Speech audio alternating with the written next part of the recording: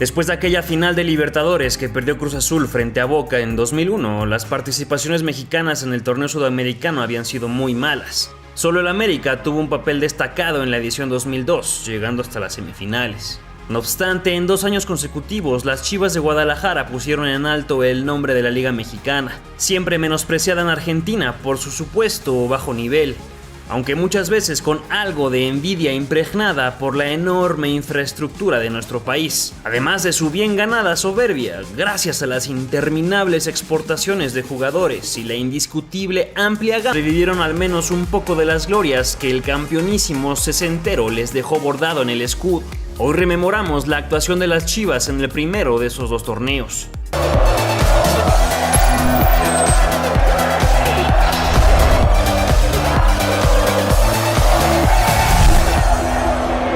En 2005, las Chivas lograban clasificarse a la Copa Libertadores de América, luego de participar en la extinta Interliga que se celebraba año con año durante el mes de enero. El rebaño sagrado jugó en Estados Unidos 3 partidos de la fase de grupos, en donde empató a 1 con Santos, a 3 con Atlante, y luego derrotó a los Tigres por la mínima diferencia para colarse con más suerte que buen fútbol a una de las 2 finales del torneo. Los de la Perla de Occidente se enfrentaron a los Jaguares de Chiapas, con los que emparejaron cartones en el tiempo regular, para más tarde derrotarlos en la tanda desde los 11 pasos. Junto a Pachuca y Tigres, las Chivas de Benjamín Galindo conformaron la delegación que representaba a México en la 46ª edición del torneo más importante a nivel de clubes en el continente americano. Antes de la fase de grupos, Chivas jugó una llave con el cienciano peruano, al cual superó 3-1 en el partido de ida y aplastó 5-1 en la vuelta, para completar una monumental goleada. Luego del sorteo, Guadalajara se ubicó en el sector 7 junto al Once Caldas, Cobreloa y San Lorenzo, un grupo complicado.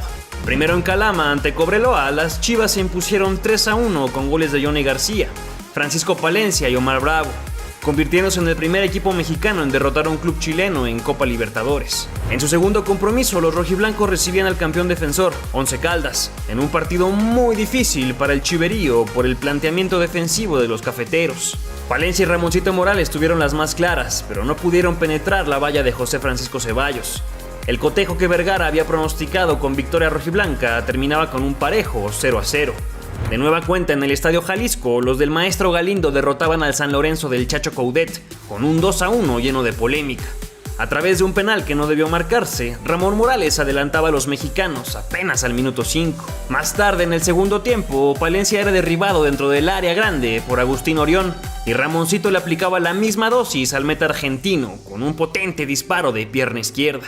Al 65 de tiempo corrido, Manolo Sol metía las manos a un tiro del Casla y Walter García, de perfil derecho, se la clavaba a Talavera al lado contrario de su lance para concretar el 2-1 final. Cuando pagaron la visita a los azulgranas en Buenos Aires, Chivas y San Lorenzo no se ofendieron y ambos se fueron con su dona en la mano. Tocaba la vuelta ante Once Caldas, pero pisar Manizales no sentó muy bien al conjunto jalisciense. El tricolor colombiano hizo valer su localía pegándole a las Chivas contundentemente. Con 4 goles encima antes del primer tiempo, parecía que el Guadalajara se comería una goleada histórica. Sin embargo, Johnny García y Omar Bravo acortaban al 40 y al 79, pero no podían evitar el descalabro fuera de casa. El último partido de la fase de grupos lo jugaron en la Perla Tapatía contra el Cobreloa, con victoria para el rebaño sagrado. Ramoncito Morales abrió la cuenta con un gol muy afortunado. Luego Palencia era tocado en zona prohibida y Adolfo Bautista convertía el segundo tanto de la noche y el primero de su cuenta personal. Poco después, el de Dolores Hidalgo firmaba su doblete con la pierna derecha tras un correcto envío de Alejandro Vela. Pero al minuto siguiente, José Luis Díaz Zulca se aventaba una chilena para cascar el único gol de los mineros y dejar el 3-1 definitivo. Con 11 puntos en la etapa de grupos, el Club Deportivo Guadalajara se clasificaba en primer lugar y arrancaba la fase de eliminación directa contra un rival conocido de la liga local. Bautista, Vela, Palencia, Osvaldo y compañía enfrentaban en octavos de final a un Pachuca que en la Bella Airosa se adelantaba con Diana de Jared Borghetti en el primer tiempo. Sin embargo, Juan Francisco Palencia igualaba el tanteador con un remate que encontraba portería al minuto 48. Para la vuelta en Guadalajara, Sergio Santana perdonaba en su primera oportunidad de cabeza, pero después la mandaba a guardar y Pachuca festejaba con sus refuerzos de lujo: José Saturnino, Pony Ruiz y Darío Verón. No obstante, las Chivas le regalarían a su afición una alegría más aquel 24 de mayo en el mundialista Estadio Jalisco. Patricio Alfaro empataba la pizarra de cabeza luego de una faena chiva orquestada por Bofo, Medina y Vela. La remontada cayó por cuenta del hermano mayor de Carlitos, después de un martillazo con la testa al 50 tras un tiro de esquina por el lado derecho. 7 minutos más tarde, Manolo Sol se avivaba con el cobro de una falta en los linderos del área y Rafa Medina cerraba la tumba del Pachuca con un derechazo que se sumergía en la red de Miguel Calero. Los hombres de Benjamín Galindo sorteaban con éxito los octavos de final, pero para los cuartos les tocaba medirse contra uno de los más grandes del continente, Boca Juniors. Si disfrutas de nuestro contenido y eres un absoluto fanático del fútbol mexicano y de sus más grandes leyendas, te invito a suscribirte y a activar las notificaciones del canal. Todas las semanas publicamos de 2 a 4 videos con las mejores historias del pasado, presente y futuro de nuestro balompié. Los clubes mexicanos y también la selección nacional suelen sacar el pecho contra los equipos de Prosapia, y las Chivas no se quedaron atrás. Guadalajara fue amo y señor del partido desde los segundos iniciales.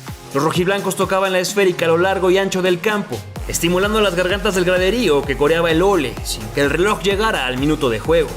La opresión tapatía sobre los porteños era tan apabullante que difícilmente pudieron atravesar el medio campo durante los primeros 5 minutos. A pesar del dominio local, fue Boca quien conseguía patear primero al arco, después de la intentona de Marcelo Delgado, que acababa en las manos de José de Jesús Corona. El portero reforzaba al equipo tras la ausencia de Osvaldo Sánchez, que se concentraba para las eliminatorias hacia Alemania 2006. El rebaño jugaba bien y llegaba por las bandas para tirar centros, pero Roberto Bonancieri hacía buenas lecturas del juego y rechazaba la esférica en múltiples ocasiones. Adolfo Bautista probaba con la derecha al meta argentino, pero este contenía estoico. Luego Ramón Morales filtraba por aire un balón hacia el movimiento de Paco Palencia. El roquero definía con maestría un golazo para enmarcar, pero el paraguayo Carlos Torres le decía que no, señalando un imaginario fuera de lugar. El Chelo Delgado ponía la piel de gallina a los chivarmanos cuando el 19 probaba de pierna derecha, pero su embate salía apenas desviado por una mano salvadora del entonces jugador de los Tecos.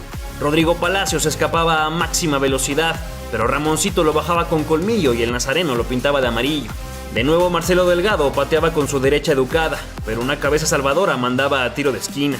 El de la Piedad se internaba en el área con un gran regate, pero la saga rechazaba justo a tiempo. Luego enviaba un tiro de esquina desde el sector derecho, aunque Johnny García no llegaba a la cita, perdiéndose la primera clara de gol.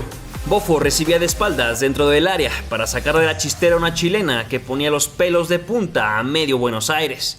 Instantes más tarde, Palencia se llenaba de habilidad por la banda izquierda para tirar un centro que Omar Bravo no podía conectar de buena manera. De nueva cuenta, el Chelo disparaba a portería, pero Chuy Corona aguantaba bien atrás. Con el peso de la afición, Chivas buscaba y buscaba los espacios para penetrar la valla Ceneice hasta que encontró el como en la cabeza de Johnny García, luego de un remate violento que se incrustaba en la red de Bonancieri. Jalisco y todo México festejaban el tanto Chiva, y la primera mitad se iba para darle paso a una segunda que siempre quedará grabada en la historia del balompié nacional. Boca Juniors, en cambio, vivió uno de los pasajes más oscuros de todos los tiempos en la justa continental. Alfaro tocaba por el centro para García, quien tiraba una pared fortuita a Rafa Medina y terminaba en los pies de Omar Bravo.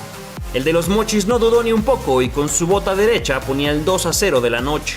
Con el gol las Chivas se agrandaron aún más y Bautista intentaba agredir, pero el portero se lo quitaba canchereando dentro del área. Al minuto 60, Patricio Alfaro se tenía confianza y adelante de media cancha prendía el balón con un rencor imparable para mandarlo al poste más lejano del otro pato y cantar el 3-0 momentáneo.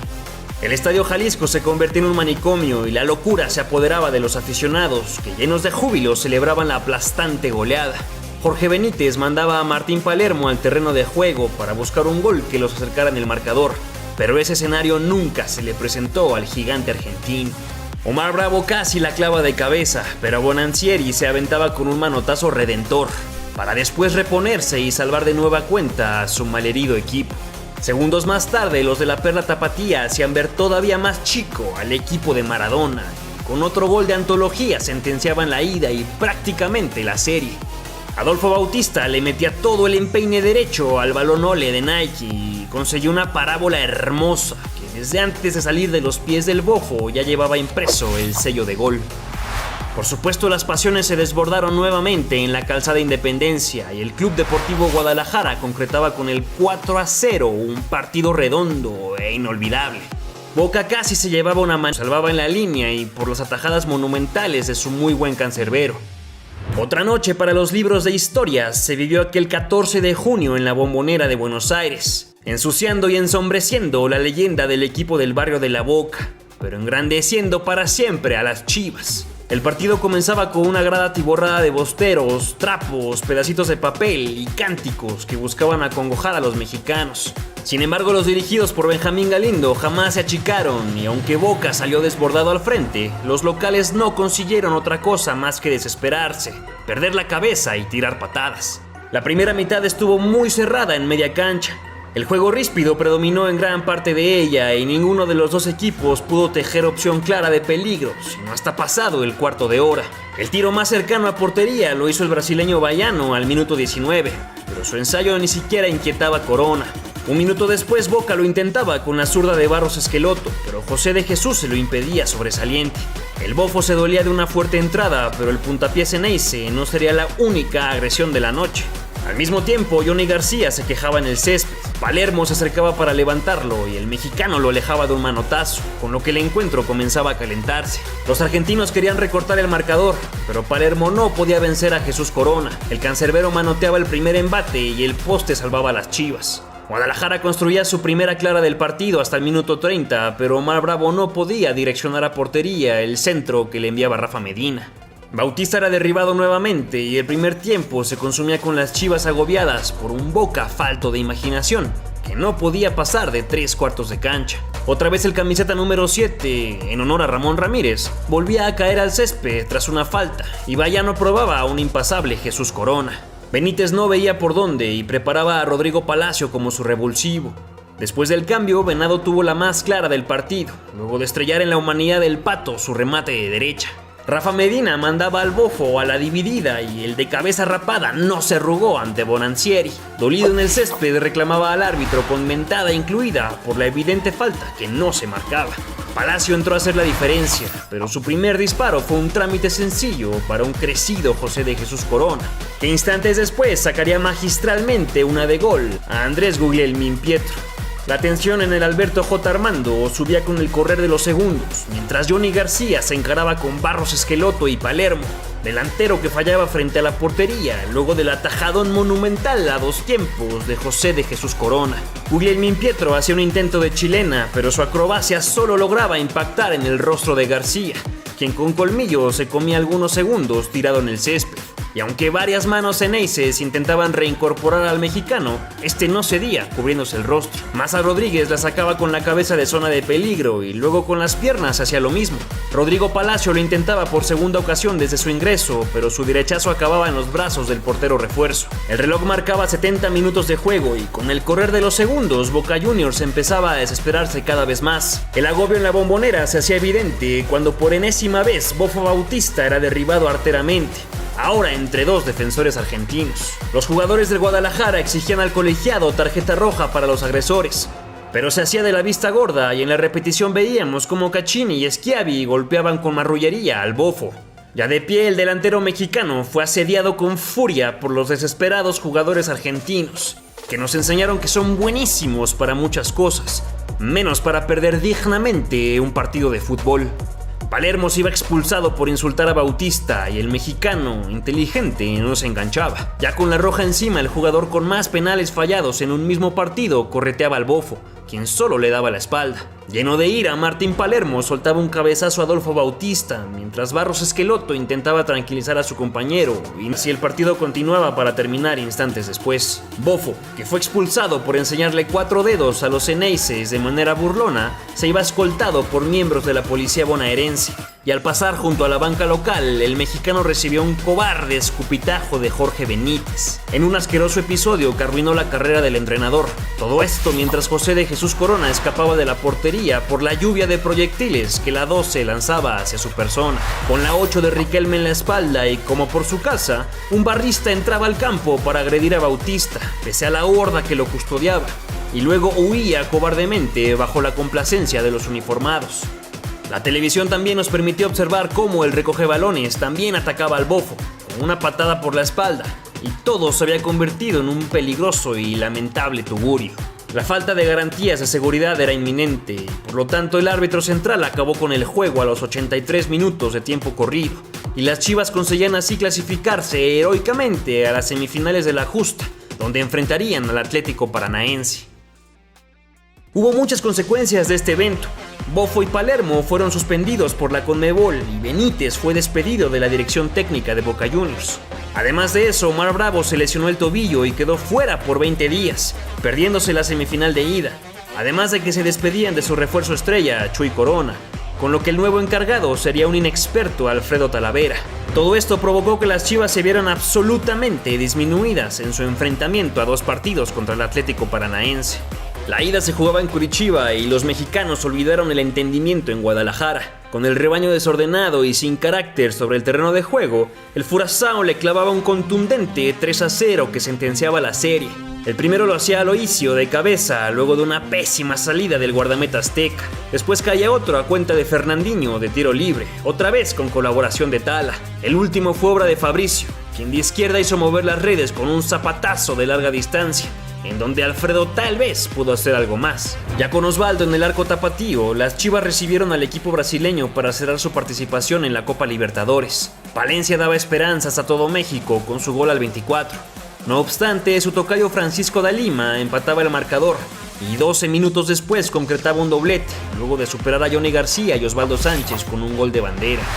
Finalmente, Palencia evitaba la derrota, mas no la eliminación, cuando a 10 minutos del final la metía desde los 11 pasos. Así terminaba la travesía tapatía por tierras sudamericanas, dejándose ver como un equipo serio, fuerte y contundente, que le sacaba brillo a su historia y a la de nuestro fútbol, advirtiendo a los gigantes de América que deben jugarse siempre el todo por el todo, si no quieren sucumbir vergonzosamente ante los nuestros, tal y como lo hizo Boca Juniors.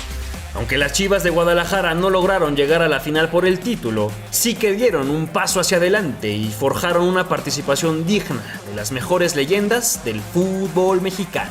¿Qué te pareció la inmensa participación del rebaño en esta edición de la Libertadores? ¿Crees que de no haber llegado disminuidos pudieron avanzar a la final y ya ahí ganarla? Déjamelo saber en tus comentarios. Si te gustó el video, regálanos un like y compártelo. No tienes idea de cuánto nos ayuda. También te invito a suscribirte. Todas las semanas subimos historias de las más grandes leyendas del fútbol mexicano.